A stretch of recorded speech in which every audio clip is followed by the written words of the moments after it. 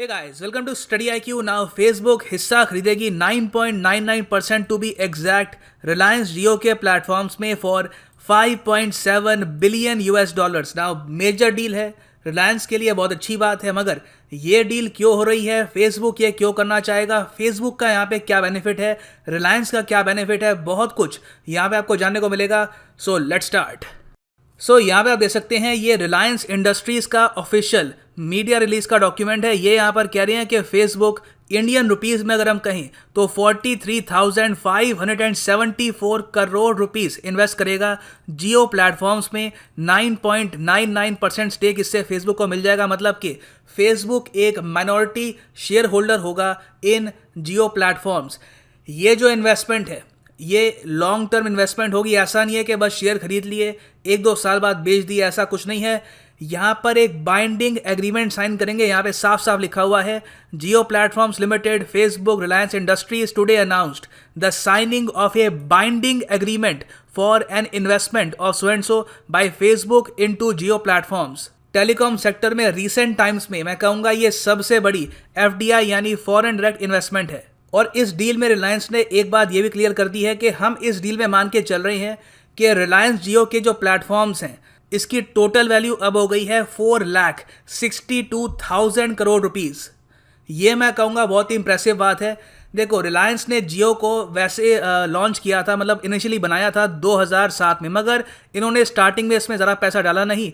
ये कंपनी काफ़ी हद तक मैं कहूँगा कोल्ड स्टोरेज में पड़ी रही. फिर उसके बाद 2014-2015 के बाद रिलायंस ने मेजर लेवल पर यहाँ पे इन्वेस्टमेंट्स करनी स्टार्ट कर दी. पैसा लगाया, कई कंपनीज को एक्वायर किया. टोटल रिलायंस ने आप कह सकते हैं 2010 से 4 लाख करोड़ रुपए खर्चे हैं रिलायंस डिजिटल इकोसिस्टम को खड़ा करने में. अब जब मैं कहता हूँ रिलायंस इकोसिस्टम, जियो प्लेटफॉर्म, ये क्या होता है? अब हम जो देखते हैं जियो, ज़्यादातर हमको जियो की सिम दिखती है और जियो की जो टेलीकम्युनिकेशन सर्विसेज है वो दिखती है. मगर जियो आज के समय सिर्फ वहाँ तक सीमित नहीं है. जियो का आज के समय ब्रॉडबैंड इंटरनेट आता है, इनके पास इंटरनेट ऑफ थिंग्स की सर्विसेज है, इनके स्मार्ट डिवाइसेस आ रहे हैं, क्लाउड कंप्यूटिंग में जियो एंटर कर चुका है, एज कंप्यूटिंग में जियो है, बिग डेटा में जियो आ चुका है, आर्टिफिशियल इंटेलिजेंस, इवन ऑग्यूमेंटेड और मिक्स रियलिटी में भी जियो काम कर रहा है. ब्लॉकचेन में भी जियो ने मिलियंस का बिजनेस स्टार्ट कर दिया है. अब आप सुनेंगे ब्लॉकचेन, तो इससे ये मत मान लेना ये अपनी क्रिप्टो करेंसी लॉन्च करेंगे, ऐसा कुछ नहीं है. ब्लॉकचेन के और भी बहुत से यूजेस होते हैं. तो फेसबुक जो यहाँ पर स्टेक एक्वायर कर रहा है इन सब बिजनेसेस में कर रहा है. ऐसा नहीं है कि सिर्फ जो इनका टेलीकम्युनिकेशन का बिजनेस है वहाँ पर फेसबुक ने स्टेक एक्वायर किया है. मगर आप अगर मुकेश अंबानी के पर्सपेक्टिव से देखें तो इन्होंने धीरे धीरे पिछले 10 साल में जो 4 लाख करोड़ रुपए इन्वेस्ट किए थे उस कंपनी की वैल्यू टोटल आज के समय ये मान के चल रही हैं 4,62,000 crore rupees.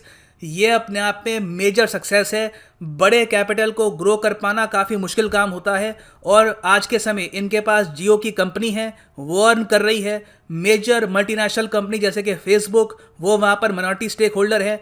A huge success for Mukesh Ambani. बहुत ही अच्छे तरीके से इन्होंने पिछले 10 सालों में जियो को खड़ा किया है. हालांकि सरकार ने अभी के लिए डील अप्रूव करी नहीं है, मगर मेरे हिसाब से डील अप्रूव हो ही जाएगी और टैक्सेस वगैरह सब कटने के बाद जियो को आराम से यहाँ पर 38,000 या फिर 39,000 करोड़ रुपीस के आसपास का जो अमाउंट है ये मिल जाएगा. और इसी न्यूज़ को देखते हुए आज रिलायंस इंडस्ट्रीज का जो शेयर है ये 10% तक ऊपर गया. अब यहाँ पे आपका क्वेश्चन होगा कि इस डील से रिलायंस इंडस्ट्रीज को बेसिकली फ़ायदा होगा कैसे?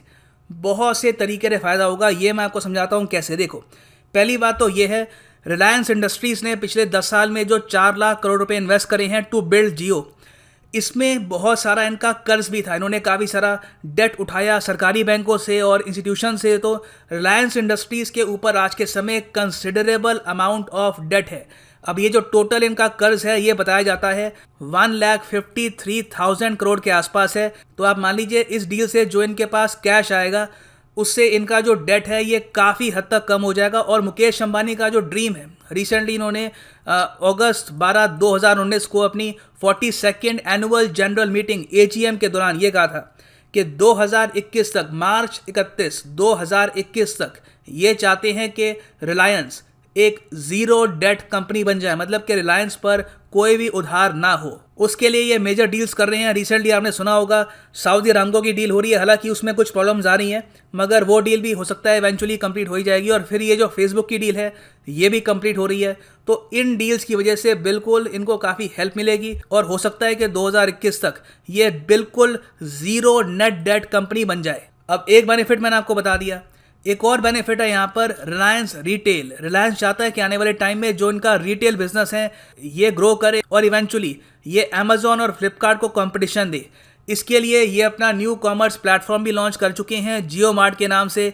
ये काफ़ी जगह स्टोर्स खोल चुके हैं और बहुत ही जल्द ये ई कॉमर्स में भी आएंगे। तो इसके लिए इनको एक ऐसा प्लेटफॉर्म चाहिए था, एक ऐसी ऐप चाहिए थी जो ऑलमोस्ट हर एक आम आदमी के पास है इंडिया में और लोग उसको एक्सटेंसिवली इस्तेमाल भी करते हैं, और वो ऐप है व्हाट्सएप। सो रिलायंस रिटेल का जो एक्सपेंशन होगा इन द फ्यूचर उसमें व्हाट्सएप काफ़ी हेल्प करेगा, मतलब कि फेसबुक काफ़ी हेल्प करेगा रिलायंस की। तो ये मैं कहूँगा एक विन विन सिचुएशन है for Reliance and Facebook both. अब यहाँ पे आप पूछ सकते हैं वेट, इसमें फेसबुक को बेनिफिट कैसे होगा? रिलायंस को ठीक है पैसा मिल रहा है, इनका जो कर्जा है काफ़ी हद तक कम हो जाएगा, जो डेट फ्री बनने का सपना है उसकी तरफ ये बढ़ रहे हैं, और उसके अलावा व्हाट्सएप का इनको सपोर्ट मिलेगा तो इनका जो जियो मार्ट है और उसके अलावा इनका जो रिटेल बिजनेस है ये एक्सपैंड करेगा। देखो फेसबुक के यहाँ पर मेजर ऑब्जेक्टिव्स हैं, मेजर इनके प्लान्स हैं for a huge market like India. India को आप अगर देखें तो फेसबुक की जो सारी मेजर ऐप्स हैं, फेसबुक अपने आप में खुद, व्हाट्सएप और इंस्टाग्राम, ये तीनों फेसबुक को ही बिलोंग करती है। ये जो तीनों कंपनीज हैं इनके टोटल यूज़र्स आप अगर देखो तो दुनिया में इससे ज़्यादा यूज़र्स किसी भी देश में फेसबुक के नहीं हैं। इवन यूएस में भी आप अगर देखो तो उस देश की टोटल आबादी 331 मिलियन है, ठीक है। हालांकि वहाँ पे स्पेंडिंग पावर ज़रा है वो अलग बात है, मगर इंडिया में आप अगर देखो फेसबुक के टोटल 260 मिलियन यूज़र हैं, व्हाट्सएप के 400 मिलियन यूज़र, इंस्टाग्राम के 80 मिलियन यूज़र। तो in terms of share volume India already Facebook platforms के लिए, वेरियस प्लेटफॉर्म्स के लिए सबसे बड़ी मार्केट बन चुका है। तो अब ये चाहते हैं कि इस मार्केट का ये प्रॉपर यूज़ करें, यहाँ पर अपनी और ऐप्स लॉन्च करें और इवेंचुअली जो यहाँ पर बहुत ज़्यादा लोगों की कंजम्पशन पावर है उससे रेवेन्यू कमाए। इसके लिए इन्होंने कोशिश करी थी, 2016 में फ्री बेसिक्स को लॉन्च किया था मगर वो शट डाउन करना पड़ा। मगर अब फेसबुक ये चाहता है कि जिस तरीके से टिकटॉक इंडिया में काफ़ी फेमस हुआ है उसी तरीके से ये अपनी एक खुद की ऐप लॉन्च करेंगे जिसका नाम होगा लैसो। यहाँ पे आप देख पाएंगे फेसबुक क्वाइटली लॉन्चेस ए TikTok comparator app called lasso. ये चाहते हैं ये इंडिया में काफ़ी प्रमोट करें इसको, इंडिया में लोग इसको डाउनलोड करें।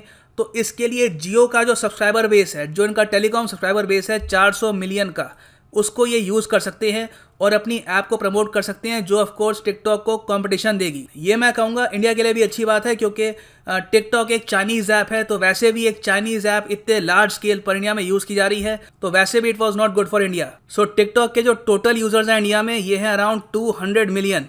तो फेसबुक भी चाहेगा कि इन द फ्यूचर जो उन्होंने इन्वेस्टमेंट करी है 5.7 बिलियन की, इससे इनको लाखों में वेरियस यूज़र्स मिले। बाद में ऑफ कोर्स यहाँ पे एडवर्टीजमेंट के जरिए, डेटा को कलेक्ट करने के जरिए और भी तरीके से ये बहुत सा रेवेन्यू जनरेट कर सकते हैं। उस सब के अलावा फेसबुक का एक सपना ये भी है कि व्हाट्सएप के अंडर एक मेजर पेमेंट सर्विस ऐप ये लॉन्च करे इंडिया में, क्योंकि आपको बताऊंगा इंडिया में डिजिटल पेमेंट्स बढ़ रही हैं, तो इसका बेनिफिशियरी व्हाट्सएप हो सकता है। ये ऐप ऑलरेडी ऑलमोस्ट हर कोई यूज़ कर रहा है, तो यहाँ पर अगर ये पेमेंट सर्विस को इंक्लूड कर लेते हैं तो that will be a huge revenue generator for Facebook. तो फेसबुक मैं कहूँगा यहाँ पर लॉन्ग टर्म प्लानिंग के साथ इंडिया में आया है और इनके बड़े प्लान्स हैं टू जनरेट रेवेन्यू। मगर एक फाइनल क्वेश्चन यहाँ पर यह आता है कि क्या ये सब कस्टमर्स के लिए अच्छा है? देखिए इनिशियली हो सकता है कि जब फेसबुक अपनी पेमेंट ऐप लॉन्च करेगा with the help of Reliance, तो ये काफ़ी अच्छे ऑफर निकालें, जो जियो यूज़र्स हैं उनको बेनिफिट हो। इनिशियली हो सकता है कि लोगों के पैसे बचे, उनको अच्छे ऑफर मिले, मगर इन द लॉन्ग रन इससे क्या होगा कि जियो बहुत ही ज़्यादा स्ट्रांग हो जाएगा compare to Bharti Airtel and Vodafone Idea. Already आपको बताऊंगा बिकॉज ऑफ AGR इशू, इस पर काफ़ी वीडियोस हम बना चुके हैं, स्टडी IQ पे सर्च कर लेना AGR study IQ। AGR dues की वजह से भारती एयरटेल और वोडाफोन आइडिया पे काफ़ी प्रेशर है। वोडाफोन आइडिया तो एक्चुअली बंद होने की कगार पे है। तो ऐसे टाइम में अगर जियो स्ट्रांग होता रहता है तो धीरे धीरे हमारी जो टेलीकॉम इंडस्ट्री है ये एक डियोपोली की तरफ जा रही है, मतलब कि सिर्फ 2 कंपनीज यहाँ पर राज करेगी, जियो और भारती एयरटेल, और उसमें भी जो मेजर आप कह सकते हैं डोमिनेंस होगी वो होगी जियो की। और देखिए ये कस्टमर के लिए कभी भी अच्छा होता नहीं है, क्योंकि अगर कस्टमर को अच्छे रेट्स चाहिए, उसको कंपैरेटिव प्राइसिंग चाहिए, तो उसके लिए कंपटीशन काफ़ी इंपॉर्टेंट है। अगर टेलीकॉम सेक्टर में 3 कंपनीज रहती हैं तो ही कस्टमर बेनिफिट कर पाएगा। अगर इसमें से एक कंपनी कम हो जाती है, जो लग रहा है कि हो सकती है इन द फ्यूचर, तो बाकी दो जो कंपनीज बचेगी उसमें से एक ही कंपनी अगर डोमिनेट करती है तो इन द फ्यूचर वो आराम से अपने रेट्स बढ़ा सकते हैं और बेसिकली पूरी मार्केट को रूल कर सकते हैं बिना किसी कॉम्पिटिशन के। तो यहाँ पे मैं ये कहूँगा कि सरकार को ज़रूरत ये है कि जो बाकी दो कंपनीज हैं उनके लिए कुछ पैकेज अनाउंस करें या फिर AGR रिलीफ के लिए कुछ अनाउंसमेंट करें। कहीं ना कहीं जो बाकी दो कंपनीज हैं इनको भी सपोर्ट करना होगा, नहीं तो टेलीकॉम सेक्टर डिओपली या फिर इवन मोनोपली की तरफ बढ़ सकता है। खैर, this is now the end of the video. आप टेलीग्राम ऐप पर जा सकते हैं, यहाँ पर सर्च करिए धवन सर और ये टेलीग्राम चैनल ज्वाइन कर लो for the latest notification of every video I upload. उस सब के अलावा स्टडी IQ की एक ऐप भी है, स्टडी IQ एजुकेशन के नाम से। Go to Google Play Store, download this app और यहाँ पे आप हमारा UPSC कोर्स परचेज कर सकते हैं for a very affordable price. So ये है एंड हमारी वीडियो का। Thanks for listening and as always God bless you all.